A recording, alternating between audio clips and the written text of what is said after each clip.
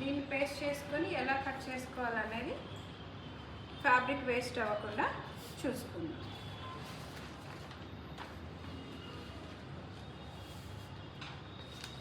So ఈ టైప్లో మనకుంటే అసలు 1/2 మీటర్లోనే అయిపోతుంది. బ్రౌన్ షీట్స్ అని మనకు ఉన్నాయి అనుకోండి. చూడండి, ఇప్పుడు మనకి ఇది ఓన్లీ 1/2 మీటర్ కంటే చాలా తక్కువ. I mean 60 సెంటీమీటర్స్లో. అంటే పన్నా పెద్దగా ఉంది కాబట్టి చిన్న పన్నాకి రాదు. ఇది ప్యాంట్ ఫ్యాబ్రిక్ కాబట్టి ప్యాంట్ ఫ్యాబ్రిక్లో బ్లాక్ కదా కుట్టుకొని వేసుకోవచ్చు అనేసి. సో మనం ముందే మార్కింగ్ పెట్టుకోవచ్చు. మార్కింగ్ లేకుండా దీన్ని ఇలా గట్టిగా పట్టుకొని దీని త్రూనే కట్ చేసుకుంటూ పోవచ్చు. బ్లాక్ కదా, ఎక్కువ అంతా మార్కింగ్ ఉంటే బాగుండదు కాబట్టి నేను జస్ట్ ఇలా కట్ చేసుకుంటూ పోతున్నాను.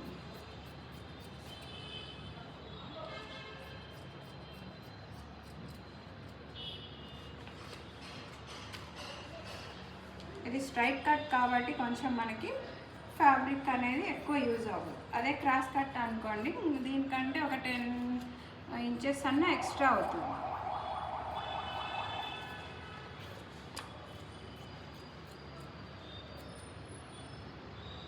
సో ఎగ్జాక్ట్ కట్ చేసుకోవాలి. ఇది లైనింగ్ ఫ్యాబ్రిక్, మెయిన్ ఫ్యాబ్రిక్ కాదు కాబట్టి సింగిల్ క్లాత్తో వితౌట్ లైనింగ్ కుడుతున్నాం కదా కాబట్టి దీన్ని మనం ఎగ్జాక్ట్గా సీమ్ అలవెన్స్లు అవి ఇవి ఎక్స్ట్రా తీసుకోకుండా సేమ్ టు సేమ్.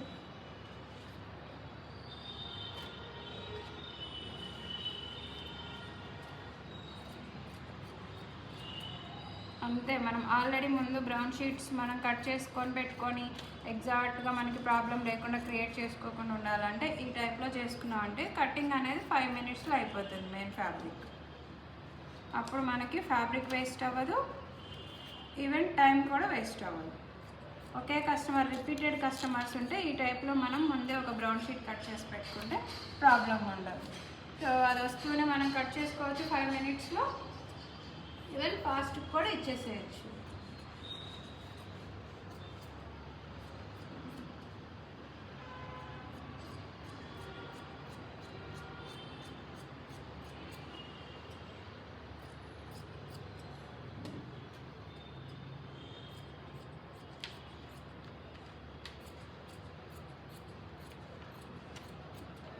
సో ఈ టైప్లో కట్ చేసుకున్నాం. మనకి వీటికి సీమ్ అలవెన్స్లు ఏం పెట్టుకోలేదు కాబట్టి ఇప్పుడు మనం లైన్ ఫ్యాబ్రిక్స్ తీసుకొని డాట్స్, సీమ్ అలవెన్స్లు పెట్టేసుకుందాం. ఎందుకంటే అది చాలా ఇంపార్టెంట్.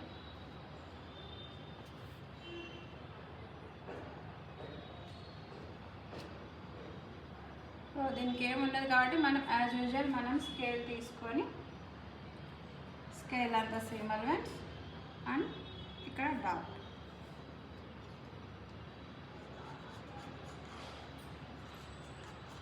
ఇలా ప్రాక్టీస్ చేసుకుంటే డాట్స్ అనేది ఈజీగా మనకు వచ్చేస్తుంది కాబట్టి ఈ టైప్లో ఇలా పెట్టుకున్న తర్వాత నెక్ కట్ చేసుకుందాం.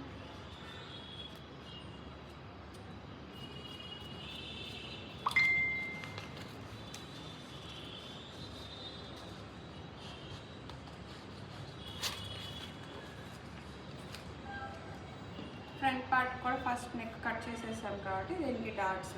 సో ఏం లేదు, మనకు ఆల్రెడీ ఈజీ కదా. ఈ రెండు సెంటర్కి మనకు ఆల్రెడీ వచ్చు కాబట్టి ఇక్కడ నుంచి 4 ఇంచెస్, ఇక్కడ నుంచి స్ట్రైట్. సో ఇది మనకు సెంటర్ డాట్ ఆల్రెడీ 1 ఇంచ్ కింద తీసుకున్నాం కదా. ఇలా తీసుకొని ఇటు 1 ఇంచ్, ఇటు 1 ఇంచ్. ఇది మనకు ఆల్రెడీ వచ్చు కాబట్టి ఇంత ఈజీగా చేస్తున్నాం.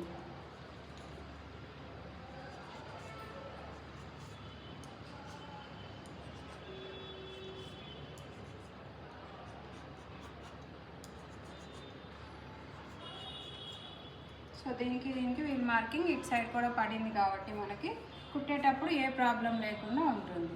నెక్స్ట్ స్లీవ్స్కి కూడా మనము స్కేల్ అంతానే మెజర్ తీసుకున్నాం కాబట్టి సేమ్ 4 ఫోల్డ్స్ వేసేసుకొని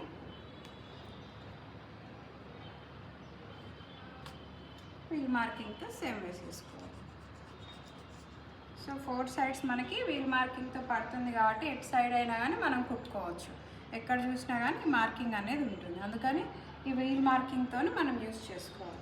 క్రాస్ బెల్ట్లకు అవసరం లేదు కాబట్టి అవసరం లేదు. ఈ టాప్లో ఇప్పుడు బ్లౌజ్ కటింగ్ అయిపోయింది. స్టిచ్చింగ్ ఎలా అనేది ఈజీగా చూద్దాం.